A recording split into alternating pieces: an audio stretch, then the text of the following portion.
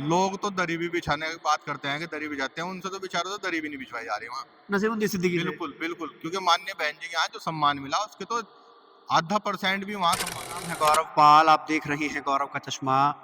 9 अक्टूबर की तैयारी का आलम यह है कि एक दिन पहले ही उत्तर प्रदेश में पूरे प्रदेश से, देश से लोग पहुंचना शुरू हो गए हैं। पश्चिम से पश्चिम के सहारनपुर से मेरे साथ बसपा के वरिष्ठ नेता सरफराज रायनी मौजूद हैं और इनसे हम बात करेंगे कि सहारनपुर में क्या आलम है और इस समय जो रैली है इससे पूरे प्रदेश में क्या बदलाव आएगा और सहारनपुर में इस रैली का असर ग्राउंड पर क्या दिखाई दे रहा है। सरफराज जी, स्वागत है आपका बहुत बहुत। धन्यवाद आपका बहुत-बहुत।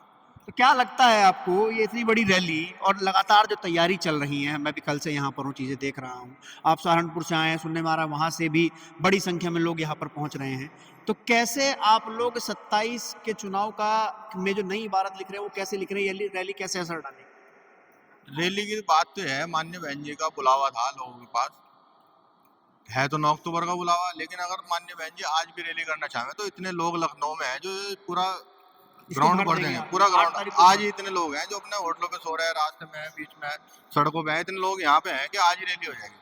तो जो कल रैली होगी वो बहुत ऐतिहासिक रैली होगी। लगभग कितनी आपको लगता है कितनी संख्या यहाँ पर और मौजूद संख्या है? तो बिल्कुल अनगिनत होगी, संख्या तो 2-4 लाख के बाद तो गिनी नहीं जाती, हाँ। लेकिन वो बिल्कुल अनगिनत संख्या होगी, कुछ पता नहीं कितने जब लोग आ आप जाएं। अनगिनत संख्या की बात कर रहे हो, ये 1 लाख के अंदर की कैपेसिटी का ये मैदान है और इसके बाहर मुझे पता है रमाबाई अम्बेडकर तक किस तरीके से भीड़ रहने वाली है। एक और पार्टी जिसका दफ्तर यहाँ से पास ही में है, समाजवादी पार्टी।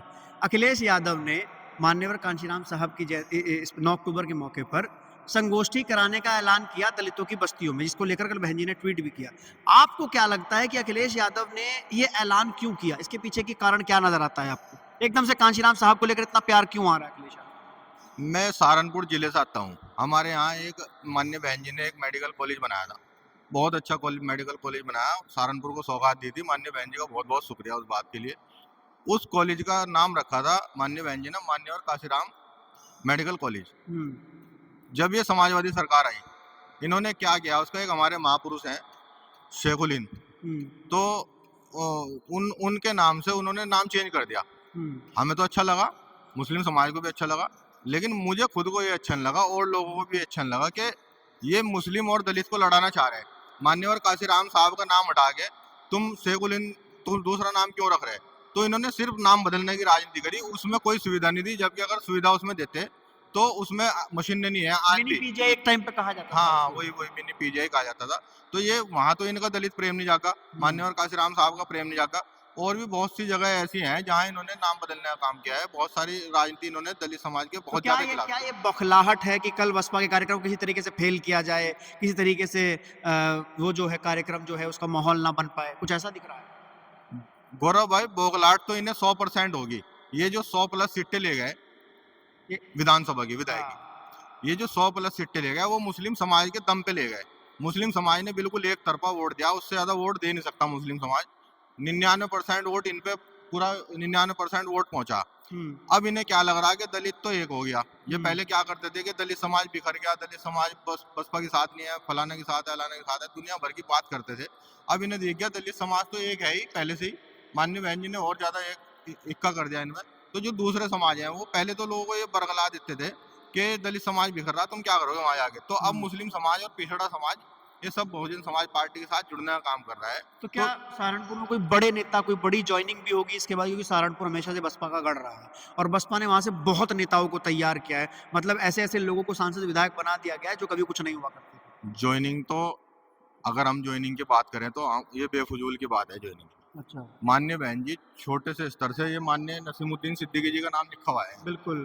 तो ये कोई बहुत बड़े नेता थोड़े थे। माननीय बहन जी ने नेता बनाया तो बहन जी जिसे चाहे नेता बना दे, जिसे चाहे। आपने आपने नसीमुद्दीन सिद्दीकी का नाम लिया। नसीमुद्दीन सिद्दीकी का कद ये है कि आज भी उनका नाम यहाँ पर लिखा गया है।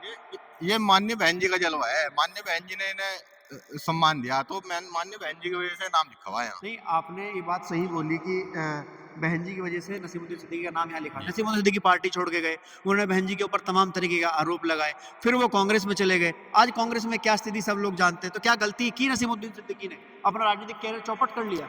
लोग तो दरी भी बिछाने की बात करते हैं कि दरी बिछाते हैं, उनसे तो बेचारों तो दरी भी नहीं बिछवाई जा रही वहाँ। नसीमुद्दीन सिद्दीकी से। बिल्कुल, बिल्कुल, क्योंकि माननीय बहन जी के यहाँ जो सम्मान मिला उसके तो आधा % भी वहाँ सम्मान नहीं है उनका। ये अगर चीज कोई सम्मान है तो बहुजन समाज पार्टी की वजह से जितना कितना भी सम्मान है तो वहां भी बसपा के नाम से मतलब सम्मान है। ये कहा जाता है कि यहाँ नाम नहीं लिखा, मिनी सीएम कहा जाता है नरेंद्र बिल्कुल मोदी। बिल्कुल कहा जाता था। अब इन्होंने मुसलमानों को जोड़ने का काम नहीं किया, सब मंत्रालय मान्य बहन जी ने इन्हें दे दी, तो इन्हें बांट देने चाहिए था मंत्रालय, इन्हें दो मुसलमानों की बात करनी चाहिए थी आगे।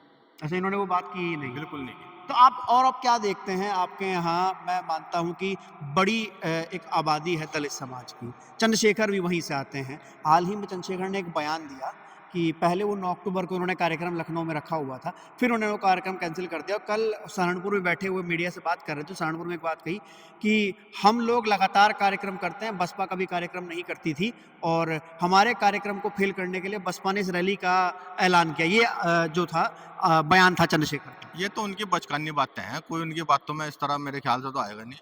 और वो जो जो अपनी सोच वो रख रहा है वो उनकी अपनी सोच है, नहीं तो बचकानी बातें हैं। माननीय बहन जी कहाँ कुछ मतलब कोई बात भी है तो कोई तुलना ही नहीं है। तुलना ही नहीं है, तुलना का मतलब ही नहीं है, तुलना भी नहीं है, तुलना का मतलब भी नहीं है। सहारनपुर जिले में बहुजन समाज पार्टी का झंडा बुलंद है, डंडा बुलंद है। बुलंद है बिल्कुल। तो आप कैसे देखते हैं आने वाले समय में सहारनपुर की जो सियासत है, एक और इमरान मसूद, एक और आशू मलिक, उन दोनों के टकराव लगातार होते रहते हैं, तो ऐसे में बीएसपी अपने आप को वहाँ कहाँ फिट कर पा रही है? ये इनकी नूरा कुश्ती है, बिल्कुल नूरा कुश्ती। जब चुनाव का टाइम आएगा ये बिल्कुल बहुजन समाज पार्टी को हराने के लिए सब एक हो जाएंगे। आशू मलिक, इमरान मसूद दोनों? बिल्कुल एक हो जाएंगे, सब नूरा कुश्ती है। अभी इमरान मसूद ने एक बयान दिया था कि आसू मलिक भी हमारे दोस्त हैं, छोटा भाई भाई हैं, है। कमरे में हम गले मिलते हैं, वो इस तरह की बातें उन्होंने कही थी।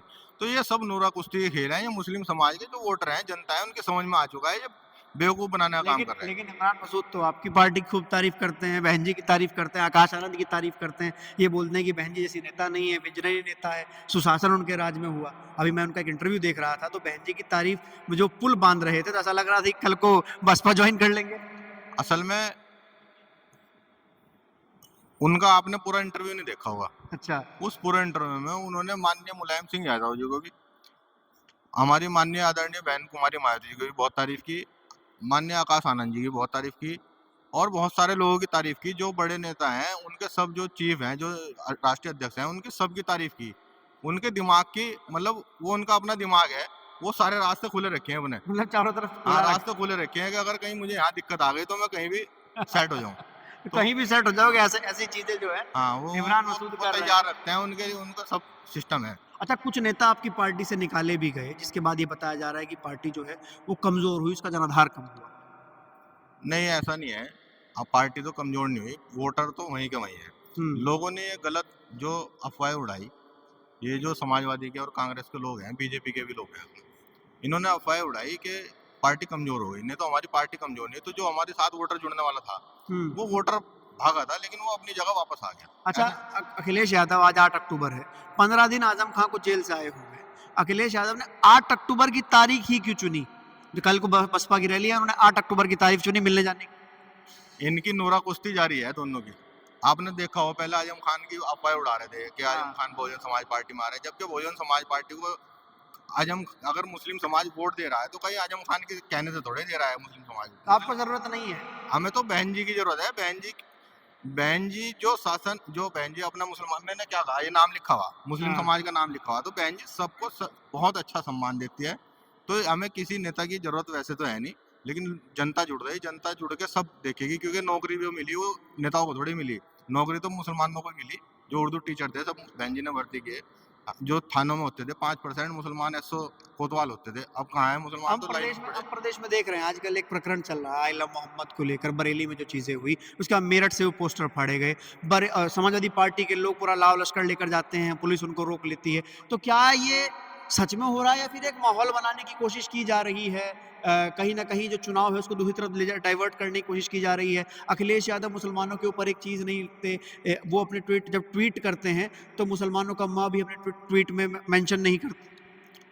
वो तो हमारे मुस्लिम समाज को देखना चाहिए, वो ट्वीट में या पोस्ट में तो नाम लिखते लिखते नहीं, वो मुंह से भी नहीं बोलते। मुंह से भी नहीं बोलते। और अगर वो किसी को स्टेज पे भी चढ़ते हुए देख लेते हैं मुस्लिम समाज के नेता को, तो वो उसे नीचे उतारने का काम करते हैं। हम्म। तो ये तो हमारे मुस्लिम समाज को सोचनी चाहिए। और रही आइला मोहम्मद की बात, मोहम्मद साहब हमारे दिलों में बसे हैं, हमारी रूह में है, और हम उनके हैं, वो हमारे हम्म। हैं। लेकिन अगर हमें मोहब्बत माननीय बहन जी की दिखानी है तो हम ये पोस्टर लेके थोड़े खड़े होंगे। पोस्टर लेके, माननीय बहन जी हमारे दिल में है। हम्म। इन लोगों ने एक प्रोपेगेंडा बना लिया ध्रुवीकरण का। ये ध्रुवीकरण कर रहे हैं। ये मुस्लिम समाज के जो हमारे लोग हैं वो बेचारे वो धार्मिक उसमें ज्यादा फंस जाते हैं, चक्रव्यूह में, एक जाल में फंस जाते हैं। तो जो लोग इन्हें चढ़ा भगा के भेजते हैं उनमें 2-4 लोग अपने भेजते हैं, वो टोपी उड़ा के वो अगर करें तो उपद्रव या पत्थरबाजी वो करते हैं, पिसता है आम मुसलमान, क्योंकि फिर सबको बुलडोजर पता, चलता है फिर तो। सबको पता बुलडोजर चलेगा। लेकिन वो धार्मिक स्थिति में ऐसे पैदा कर देते हैं कि मारने मरने का काम हो जाता है। तो ये वो बेचारे शरीफ लोग वो पिटते भी हैं, घर भी तोड़वाते हैं, और ये जो नेता हैं ये घर से बाहर नहीं तो निकलते क्या बाद में। वो समाज अब विचार कर रहा है कि भैया हमने सपा को वोट कर लिया, ये तो भाजपा को हरा नहीं पा रहे, बुलडोजर लगातार चल रहा है, तो क्या वो विचार कर रहा है कि इस बार कोई और ऑप्शन दिखा जाए? बिल्कुल विचार कर रहा है, ऑप्शन बहुजन समाज पार्टी है, बहुजन समाज पार्टी के लिए विचार कर रहा है। अच्छा, बहुत बहुत